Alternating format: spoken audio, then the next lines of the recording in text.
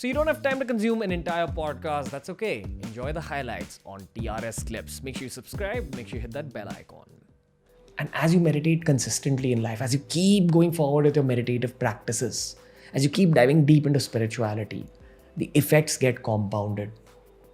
You live life as if you're always high on ayahuasca. You live life as if you always have that peace that ayahuasca gave you in that moment you consumed it. It intrigued me. Parallelly, I used to watch a YouTuber called Elliot Hulse on YouTube who used to talk about spiritual practices. And he spoke about how meditation helped in his muscle recovery. Now, keep in mind, I was a fitness YouTuber at that time. And if you're a fitness YouTuber, you're perpetually thinking about fitness in your daily life. So I was always looking for that supplementation or that added step when it came to my own fitness that would benefit my own fitness levels, the way my body looked, etc., etc. And the moment I heard Elliot Hulse say that meditation helps in muscle recovery, I started perceiving consistent meditation as sort of like going to the gym. I went to the gym consistently for 5 or 6 years of my life till that point, and I'd seen the benefits it had given me: a better looking body, a stronger physique, general strength, confidence. So I thought meditation seems to be in that same zone. You keep doing it, something will happen. So I called up my shaman and asked him what's the best form of meditation to practice, which is also easy. So he said, just practice Aum Chanting meditation, ideally with a partner. So I made my mum sit down and we started meditating together. Somehow I convinced her to take up Aum Chanting meditation. I told her that just do it for me. I've read about the scientific aspects of it and they say it has benefits for your mind. So the first time you're going about Aum Chanting meditation, right? You're meditating. I was meditating with my mum. You take a deep breath and let out an Om. Om.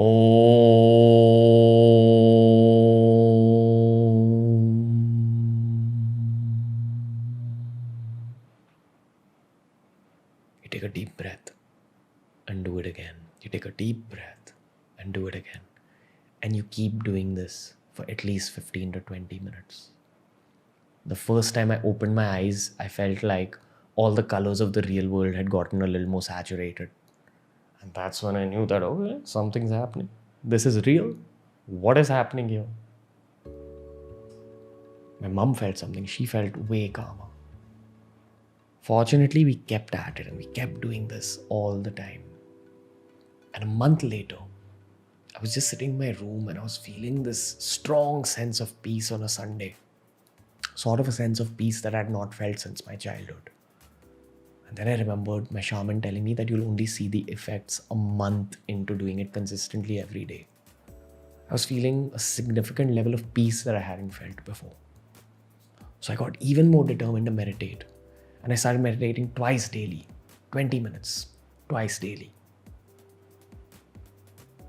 Sometimes on some days where I was thinking about my meditation all day, I'd research about it. I'd read about different thoughts when it came to meditation. And I read somewhere that you approach meditation very openly, as if you're approaching an entity that's coming at you.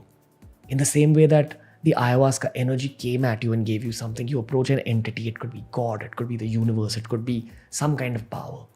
And you meditate with that open intention. You meditate with an intention to meet some kind of entity. So I meditated intensely that day. I went beyond the 20-minute mark. I went beyond the 30-minute mark. As you keep meditating, you keep getting calmer. And then at the 30-minute mark, I just felt like there was this really bright light that was shining upon me in my meditation. Right? This was the first time I ever felt anything like this. I opened my eyes to see if any of the lights in my room went on. But no, my mum was meditating in front of me. So I closed my eyes again, slipped back into the meditation, and just enjoyed all that light. Strange. I have no explanation, no biological explanation till today about this phenomenon. Spiritually, when you see light, it does have significance. More on that later. So after this meditation, when I opened my eyes, I shared this experience with my mom, and my mom said that even she felt the same thing happen for the first time. And that's where I realized that this meditation thing I'm doing is beyond human biology. If two people can sort of share this experience without even having any kind of physical contact in between them, something is happening here. So I kept meditating more in life, and at about this time, I was also kind of just waking up in my own career. I was finding my own feet. In the past, I've spoken about the mental health issues I've gone through in my early 20s after engineering college, dealing with alcoholism in college, dealing with not the best father-son relationship in life, which is now healed. But I remember in some of these meditations after this white light experience that I had, if I meditated beyond the 30 or 40-minute mark, I was able to go back into some part of my memories, feel the pain I felt in that memory, cry about it, release it, open my eyes, and feel a lot better after the meditation was done. Something like this had happened in my ayahuasca experience as well, where I felt like in that 1 hour of experiencing ayahuasca, I would go back in my memories, experience my memories from a third person perspective, and come to terms with my past. But the meditation felt more real. The meditation felt like I was feeling those emotions again. I was feeling the arguments with my father. I was feeling the insults of my professors. I was feeling what my first ever crush said to me when she broke my heart in life. You know, all these little painful memories that I was going, feeling, unlocking, coming back, feeling lighter. I was also going through a lot of trauma of my early career where you're a YouTuber and you're just getting used to this random new fame that's happening in your life. I was not dealing with hate well at that point in my career. So I would kind of accumulate it inside me. And sometimes with my meditation, I would release all that scrutiny that I felt. And I felt lighter after my meditation. And that lightness allowed me to work better. Releasing your heavy memories from your past, replacing hate with love. It allows you to work better. It allows you to work more efficiently.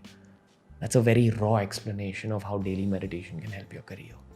I chose to go back to my memories, but often when you're meditating, you just go through what the meditation takes you through. Which makes me wonder that did I actually go to those memories or did the meditation carry me there? I don't know. At about this time, I started dating someone who I loved immensely. And I remember that every time I'd hold her hand, I always felt like, hey, you know that white light I see in my meditation? I want to give her some of it. If I ever kissed her, I would try transferring some of that energy. Because my shaman was still guiding me till this point, and he told me that, you know, meditation is like charging your phone. You put a wire inside your phone, you let it charge up completely, and then your phone's ready to be used at high power and high efficiency.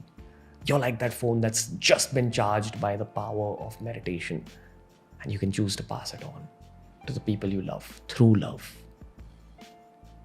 So I was deeply in love, and I gave this girl all that light. I was like, all that's mine is now going to be yours. Every time I kissed her, every time I held her hand, every time I hugged her, I just wanted to douse her in light. I happened to meet a friend of mine who was a practicing yogi. So this girl, this yogi girl, told me, don't do it. It's not safe to do this. What you're doing is an extremely raw form of Reiki. And when you're giving energy to someone, especially the meditation energy that you've accumulated, if you're giving it off to someone else, it's just dangerous. People who've just begun their spiritual journeys are not supposed to transfer energy like this, even to a loved one, because it can be dangerous. I went and saw a Sadhguru video at night that day, which spoke about Reiki, and he said something similar, that when you're transferring energy like this, these are subtle energies. And energies also carry information and sometimes karma. There's an information exchange, there's a karmic exchange that happens when you transfer energy like this. You know, when some people are around babies are just very calm and they tend to love those particular people, or animals are drawn to some people. Why? Why are animals drawn to some people versus others? It's because they're giving off a particular type of energy, right? But when you're giving too much of it to one person, it can be dangerous.